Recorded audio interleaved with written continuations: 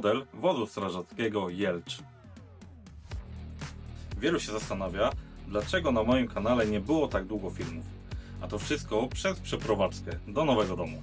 Wymyśliłem sobie, że w piwnicy zrobię swoją modelarnię i studio do nagrań. To wszystko pochłaniało mój wolny czas. Teraz z tego miejsca będę nagrywał dla Was filmy.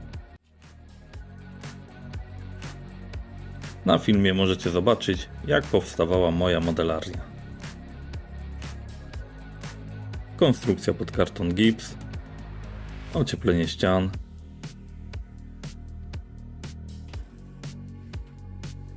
ściany zostały pomalowane, a na jednej zamontowałem panel akustyczny. Teraz pora wstawić meble i tak się prezentuje mój hobby room. Z brudnej piwnicy powstała przytulna przestrzeń, w której mogę tworzyć swoje projekty. Zabieram się teraz za budowę modelu. Budowę rozpoczynam od sklejenia ramy. Nakleiłem elementy na tekturę, a następnie je wycinam.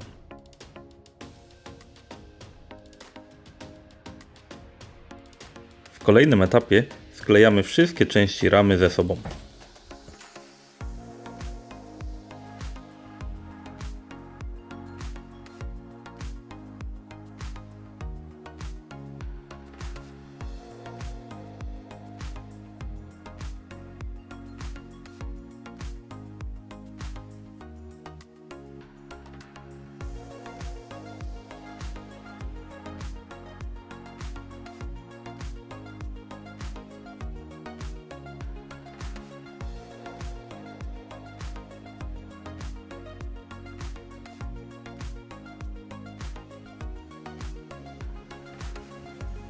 Teraz do ramy montuję linijkę.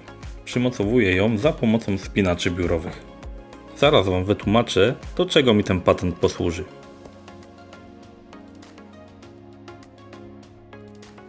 Boki ramy tworzą tak zwany ceownik.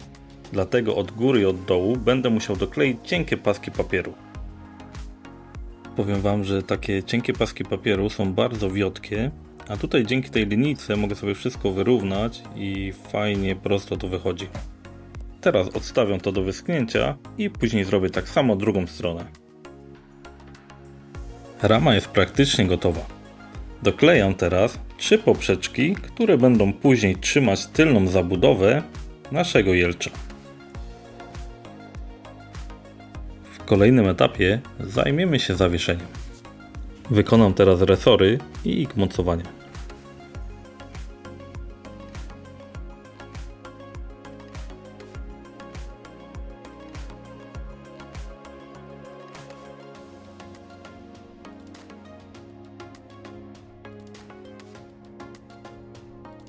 Wykonanie resorów nie jest trudne. Wystarczy skleić ze sobą kilka pasków papieru i gotowe.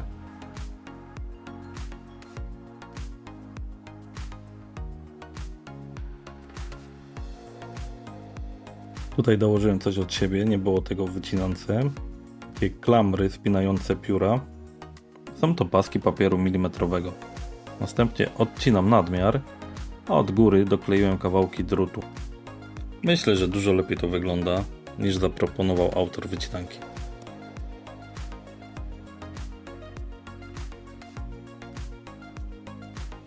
Na koniec maluję czarną farbą, następnie dodaję 2 odcienie brązowego, tak żeby resory wyglądały na delikatnie zardzewiałe. Przyklejam jeszcze filtr powietrza, skrzynkę na akumulatory i zbiornik paliwa, a następnie wszystkie te części maluję czarną farbą.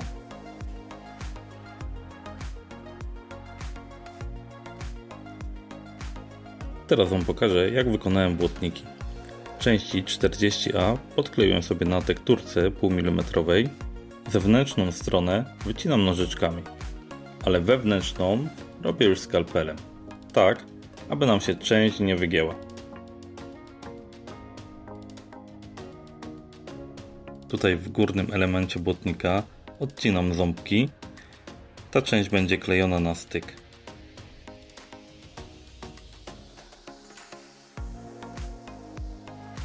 ale przed sklejeniem muszę jeszcze uformować ten element. Używam do tego gumki i szydełka. Roluję na gumce, nadając obły kształt.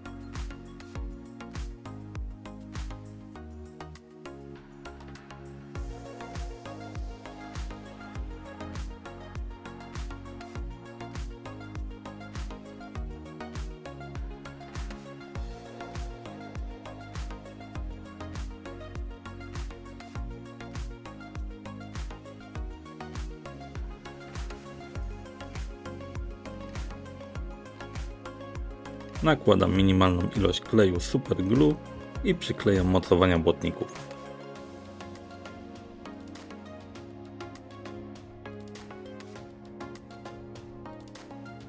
Zobaczcie, tutaj sobie przyłapuję wszystko taśmą i znów odrobina kleju Super Glue.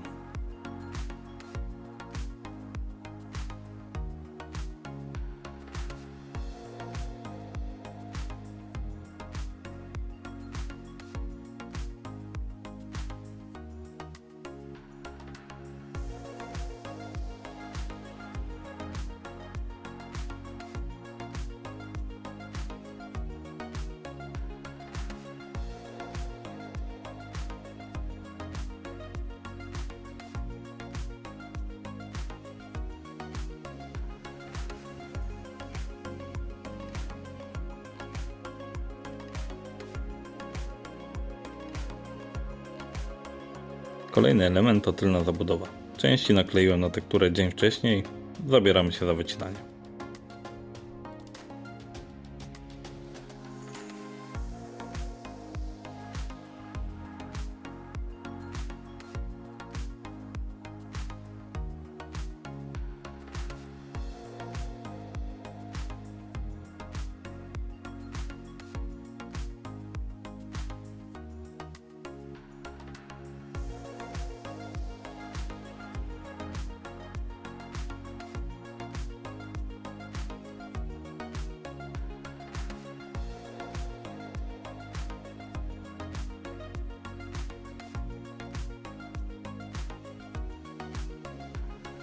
Tutaj szydełkiem sobie pomagam dokleić tą wnękę.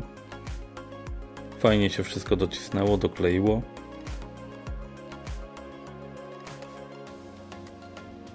W środku umieszczam szkielet, który wzmocni całą konstrukcję.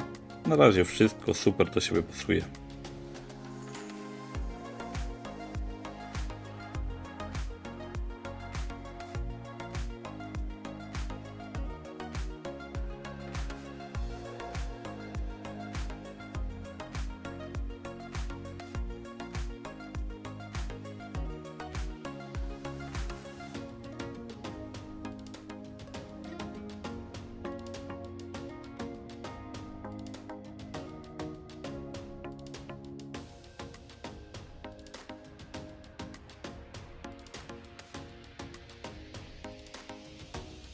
Oklejam boczne ścianki.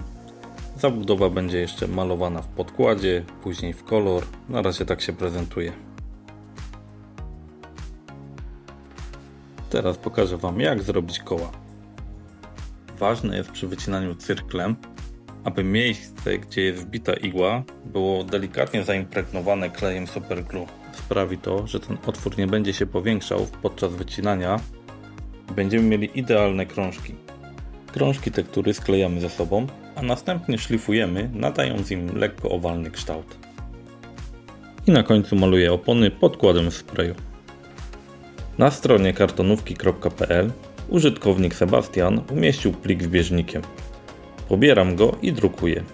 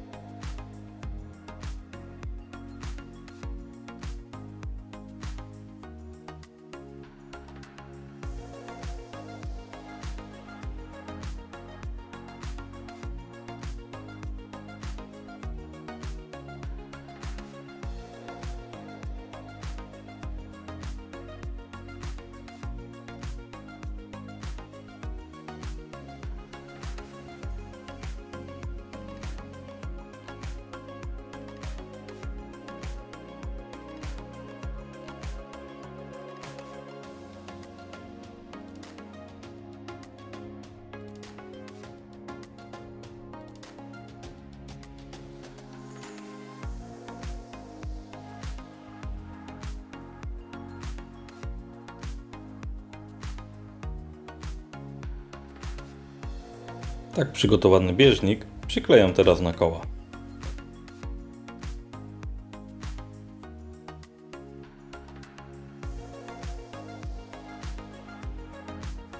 No i koła już mamy pomalowane. Na dziś to już koniec. W kolejnym filmie pokażę Wam, jak wykonałem kabinę. Jeśli zainteresował Cię ten projekt, pamiętaj o subskrypcji, aby być na bieżąco.